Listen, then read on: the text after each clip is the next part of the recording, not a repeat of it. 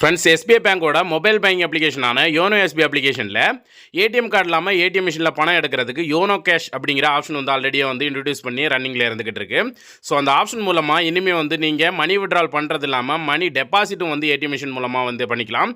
So அது எப்படி அப்படின்னு பார்த்தீங்கன்னா, நீங்கள் அந்த யோனோ கேஷ் ஆப்ஷனை கிளிக் பண்ணால் விட்ராவல் கேஷ் அண்ட் ரெண்டாவதாக பார்த்தீங்கன்னா டெபாசிட் கேஷ் அப்படிங்கிற ஆப்ஷன் வந்து கொண்டு வந்திருக்காங்க.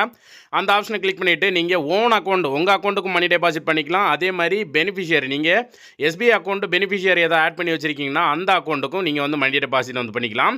ஸோ பெனிஃபிஷியரி செலக்ட் பண்ணிக்கிட்டீங்கன்னா எந்த எஸ்பிஐ அக்கௌண்ட்டெல்லாம் நீங்கள் இதில் பெனிஃபிஷியரியில் ஆட் பண்ணி வச்சிருக்கீங்களோ அந்த அக்கௌண்ட்டெல்லாம் காட்டும். ஸோ அந்த எந்த அக்கௌண்ட்டுக்கு மணி டெபாசிட் பண்ணணுமோ அந்த அக்கௌண்ட்டை செலக்ட் பண்ணி ரெக்வஸ்ட் நம்ம கொடுக்கணும். உங்கள் அக்கௌண்ட்டுக்குன்னா ஓன் அக்கௌண்ட்டை செலக்ட் பண்ணிவிட்டு ரெக்வஸ்ட் நம்ம கொடுத்துடலாம். ஸோ கொடுத்ததுக்கப்புறம் இந்த மாதிரி ஒரு கன்ஃபர்மேஷன் கேட்கும். ஸோ இதில் நம்ம டேர்ம்ஸ் அண்ட் கண்டிஷன் அக்ரி பண்ணுற மாதிரி இருக்கும். கீழே டேர்ம்ஸ் அண்ட் கண்டிஷன் ஒரு பாக்ஸ் இருக்கும். ஸோ அதில் ஒரு கிளிக் பண்ணிவிட்டு கன்ஃபார்ம் அப்படிங்கிறத வந்து கிளிக் பண்ணிடுங்க. கிளிக் பண்ண உடனே பார்த்தீங்கன்னா சக்ஸஸ்ஃபுல் அப்படின்ட்டு வந்துடும். நம்ம யோனோ கேஷ் விட்ராவலுக்கு எப்படி வருமோ அதே மாதிரி நமக்கு ஒரு ஓடிபி வரும். இந்த ஓடிபியும் நமக்கு 4 மணி நேரம் தான் வந்து வேலிடிட்டி. இந்த 4 மணி நேரத்துக்கு முன்னாடி நீங்கள் ஏடிஎம்மில் போய்ட்டு மணி டெபாசிட் பண்ணிடணும்.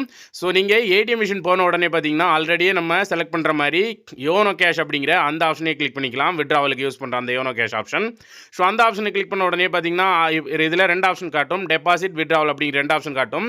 ஸோ இதில் நீங்கள் நம்ம டெபாசிட் பண்ண போகிறதுனால டெபாசிட் கிளிக் பண்ணிவிட்டு நமக்கு வந்து ஓடிபி வந்து இதில் என்டர் பண்ணிட்டா போதும்.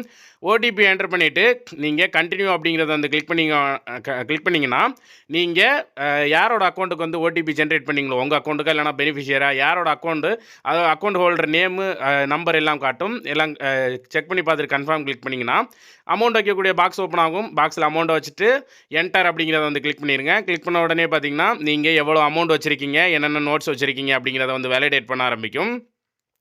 வேலிடேட் பண்ணதுக்கப்புறம் டிஸ்பிளேல நீங்கள் எவ்வளோ அமௌண்ட் வச்சுருக்கீங்க அப்படிங்கிறத வந்து காட்டும். கரெக்டாக இருக்கான்னு செக் பண்ணி பார்த்துட்டு கன்ஃபார்ம் வந்து கிளிக் பண்ணிடுங்க. கிளிக் பண்ண உடனே பார்த்தீங்கன்னா வித்தின் செகண்ட்லேயே அந்த அக்கௌண்ட்டில் வந்து மணி டெபாசிட் வந்து ஆயிரும். ஸோ இது நிறைய விஷயத்தில் நமக்கு யூஸ்ஃபுல்லாக இருக்கும். ஏன் அப்படின்னு பார்த்தீங்கன்னா நமக்கு ஏடிஎம் கார்டு இல்லைன்னா இந்த மெத்தடை யூஸ் பண்ணி நம்ம மணி டெபாசிட் பண்ணிக்கலாம். நீங்கள் கார்ட்லெஸ் டெபாசிட் வந்து பண்ணுறீங்க அப்படின்னா வந்து உங்களுக்கு சார்ஜஸ் வரும். ஸோ இந்த மாதிரி கார்டு இல்லாமல் இந்த மெத்தடில் நீங்கள் டெபாசிட் பண்ணிங்கன்னா உங்களுக்கு எந்த விதமான சார்ஜஸுமே வந்து வராது. ஸோ அதே மாதிரி நீங்கள் ஒரு ஆளுக்கிட்ட மணி டெபாசிட் பண்ண சொல்கிறீங்க, உங்களோட அக்கௌண்ட் நம்பரை கொடுக்காம இந்த ஓடிபி நம்பர் கொடுத்து நீங்கள் வந்து உங்கள் அக்கௌண்ட்டுக்கு வந்து மணி டெபாசிட் வந்து பண்ணிக்கலாம்.